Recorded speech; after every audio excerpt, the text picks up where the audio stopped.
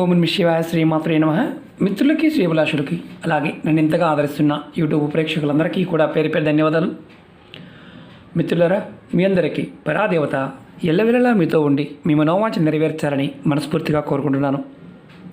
ఈరోజు మనం శనివారం నాడు మీ ఇంట్లో దీన్ని వెలిగించండి.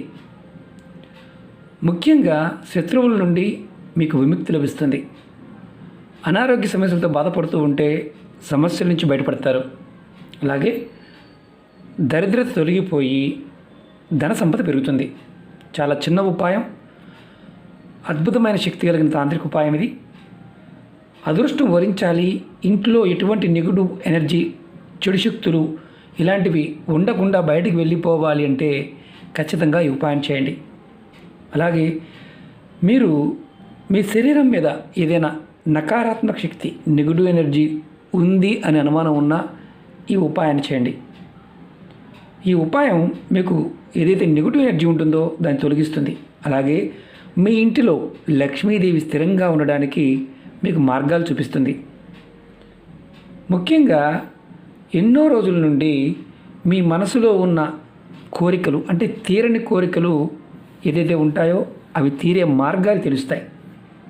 అలాగే మిమ్మల్ని ఇబ్బంది పెడుతున్న వారు ఎవరైనా సరే వారి నుంచి మీకు రక్షణ కలుగుతుంది. అలాగే కుటుంబ సభ్యులకి ఒకరి తర్వాత ఒకరికి ఏదైనా అనారోగ్య సమస్య వెంటాడుతూ ఉన్నా, మీరు ఇబ్బంది పడుతూ ఉన్నా ఈ ఉపాయం చేసి చూడండి. ఎటువంటి అనారోగ్య సమస్య అయినా సరే దాని నుంచి బయటపడే మార్గాలు మీకు తెలుస్తాయి. అలాగే కష్టాలు, సమస్యలు ఇలా రకరకాలుగా మనం బాధపడుతూ ఉన్నా ఈ ఉపాయాన్ని చేయవచ్చు. ఈ ఉపాయాన్ని ఎవరు చేయకూడదు, ఏ విధంగా చేయకూడదు చెప్తాను. అది చాలా ఇంపార్టెంట్. అది ఇంట్లో నెలసరి ఉన్నప్పుడు ఇంట్లో ఉన్న వ్యక్తులకి ఎవరికి ఉన్నా ఈ ఉపాయాన్ని చేయవద్దు. అలాగే మైలు ఉంది చేయమాకండి. అలాగే ఆడవారైనా మగవారైనా ఈ ఉపాయాన్ని చేయవచ్చు. నెలసరి ఉన్నవారే కాదు, నెలసరి ఇంట్లో ఉన్నా చేయవద్దు. ఇది గుర్తుంచుకోండి.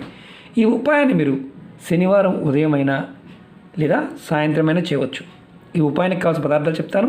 ఒక నిమ్మకాయ కావాలి, పచ్చకర్పూరం కావాలి, తులసి మొక్క అంటే మన ఇంట్లో ఉన్న తులసి మొక్క మొదట్లో ఉన్న మట్టి కావాలి. ఒకవేళ మా దగ్గర ఏమీ లేవు అంటే చేయమాకండి.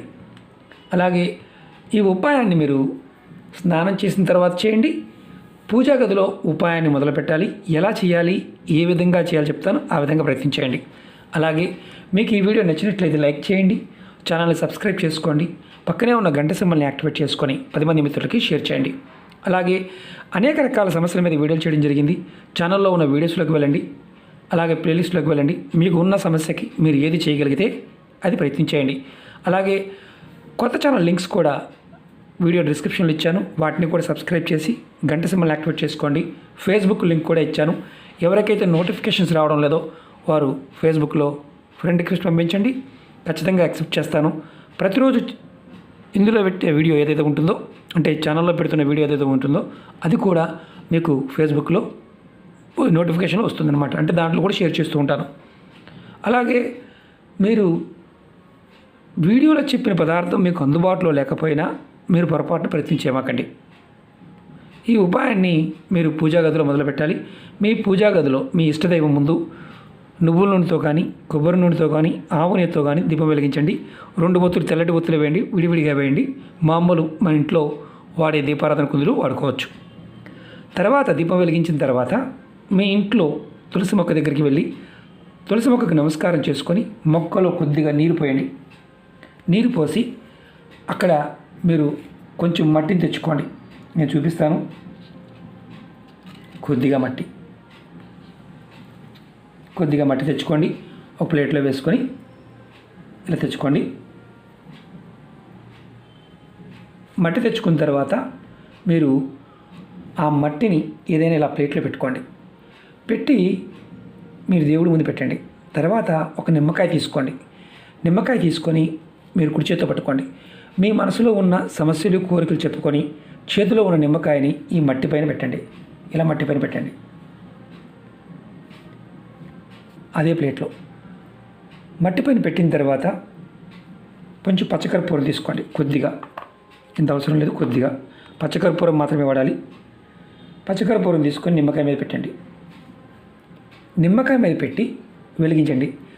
తర్వాత మీరు వెలిగించిన తర్వాత మీ ఇష్టదైవానికి కానీ లేదా మీ కులదైవానికి కానీ మనసులో ఒక 2 నిమిషాల సేపు 2 నిమిషాలు తలుచుకోండి. ఇష్టదైవాన్ని కానీ కులదైవాన్ని కానీ.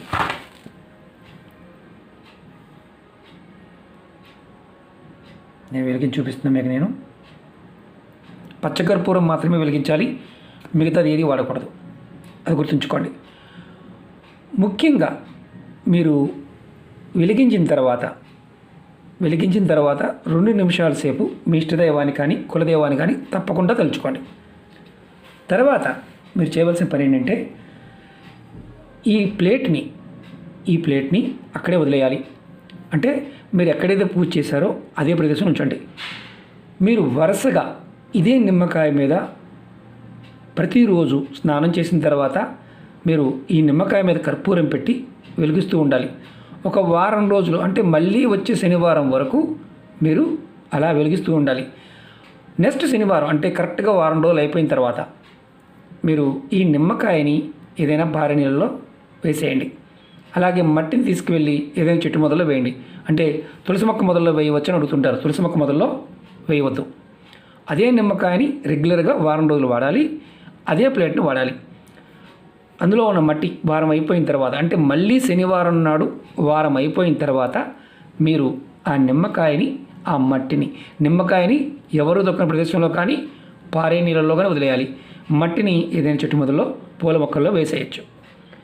మీరు ఇలా చేయటం వల్ల, ఇది ఒక వారం చేయటం వల్ల మీ ఇంటిలో మీరు మొదలుపెట్టిన దగ్గర నుంచి మార్పు కనిపిస్తుంది. మీ ఇంటిలో ఏదైనా నకారాత్మక శక్తి ఉంటే తొలగిపోతుంది. ఇది చాలా శక్తివంతమైన ఉపాయం. ఈ ఉపాయం చేస్తే మీకు వారం రోజుల్లోనే మార్పు కనిపిస్తుంది. ఎటువంటి చెడు శక్తులు ఉన్నా, నెగిటివ్ ఎనర్జీ ఉన్నా ఇంటి నుంచి బయటకు వెళ్ళిపోతాయి, పారిపోతుంది ఒక రకంగా చెప్పాలంటే.